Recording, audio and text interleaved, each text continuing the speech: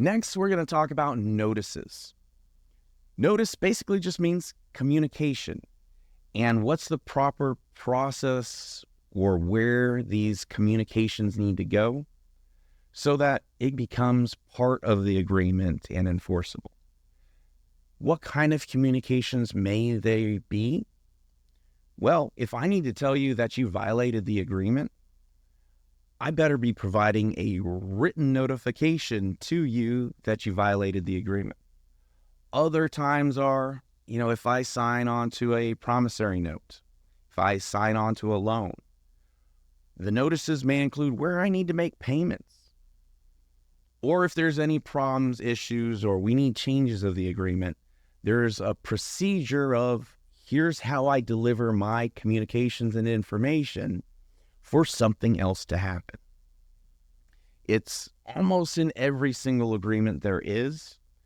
And I'll say that traditionally, it's required some sort of a fax.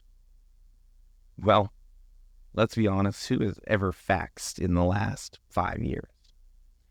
Or sending by certified or registered mail to a certain address to a certain person. That is how it very much was in the past, and for good reason. I don't want you to say, well, I mailed you something, or I sent you some information. I don't know if you received it or not, but I'm going to go to court and say that you had it all because I sent this mailing. That's a big reason why doing it certified, doing it registered with a signature receipt is a very regular requirement within the notice sections. If I'm going to sue you, and I wanted to make sure that we have problems, I'm going to want to send this letter registered or certified where you have to sign for it so that if we ever go to court, you cannot deny that you actually knew about it. Nowadays, very often, it is through email. Of course, that's our default communication.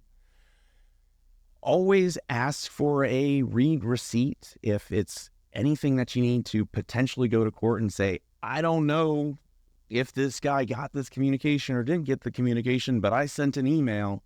You always want to have backup and proof that says, oh, no, I sent it and he read it. See?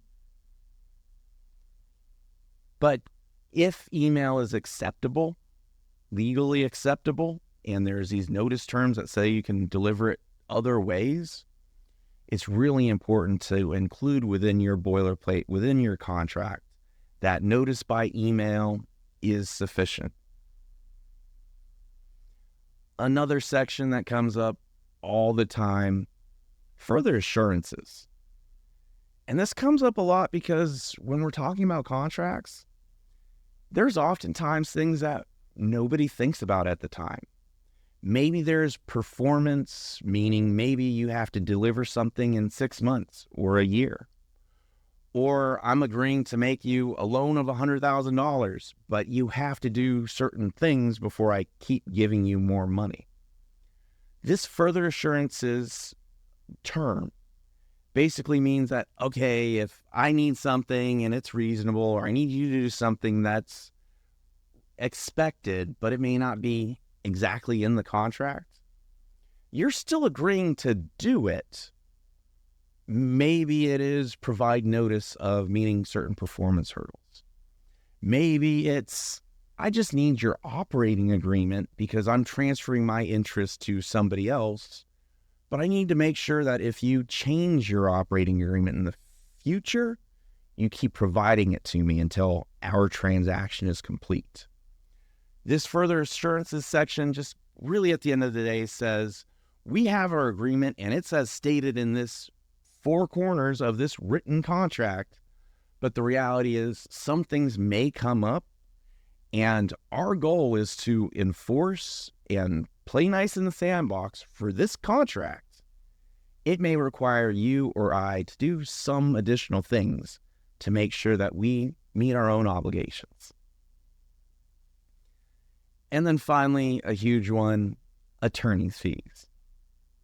In the event of a violation or a breach of an agreement, I hate to say, most of the time there are no winners except the attorneys. I hate to say that, but going through a legal process is painfully expensive. At the end of this legal process, generally the winner has a right to have their attorney's fees covered, but that's a long term. It may take years to get through the court system. But what really protects your interests is when you say, no, absolutely, if you breach the agreement, I have a right to all my court fees, my attorney's fees, and even if we don't go to court, let's say we go to a mediation where we bring somebody in to mediate and talk to both sides, or we do an arbitration where we don't go technically to court, but we're still going to argue about who's responsible for what. Including that the attorney's fees are paid by the breaching or violating party is very normal. Now, what you'll see in my favorite terms is backing it out to reasonable attorney's fees. And so that I can explain why this is my favorite term, attorneys aren't reasonable. I have been in transactions where maybe our fees are $5,000 to $10,000, and then on the other side, their fees are $60,000 plus. And it's because of the attorneys.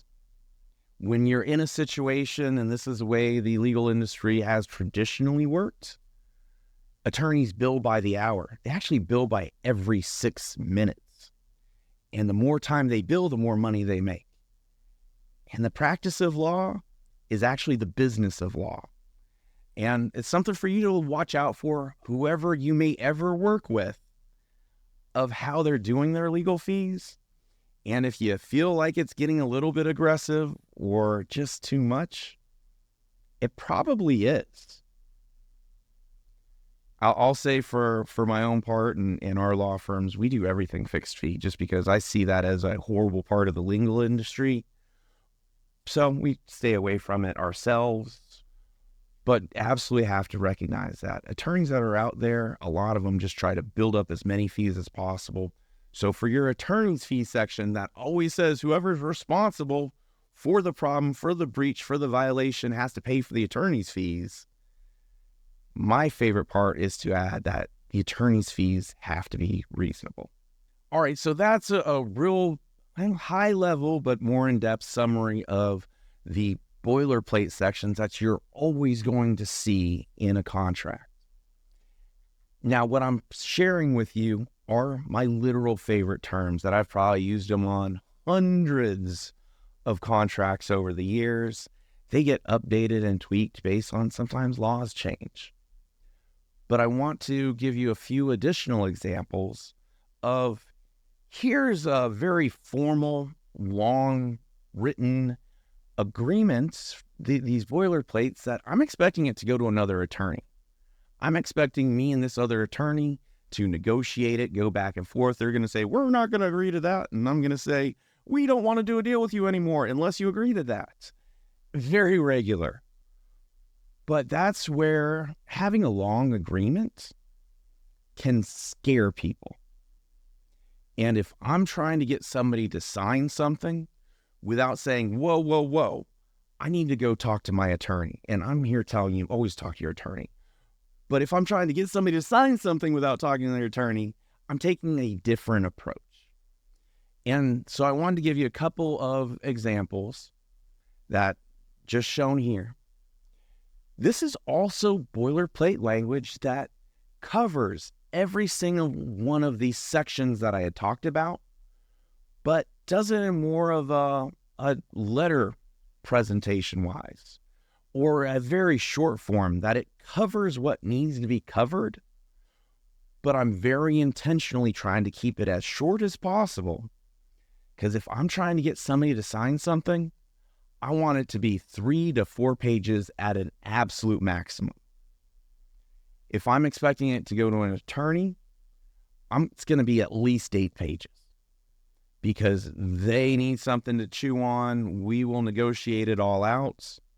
In that sweet spot of 5 to 8 pages, it really is best practices for somebody to go to an attorney to have them review it.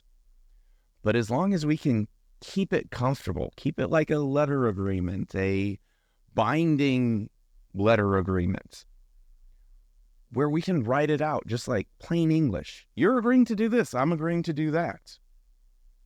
And think through every if, then, or but.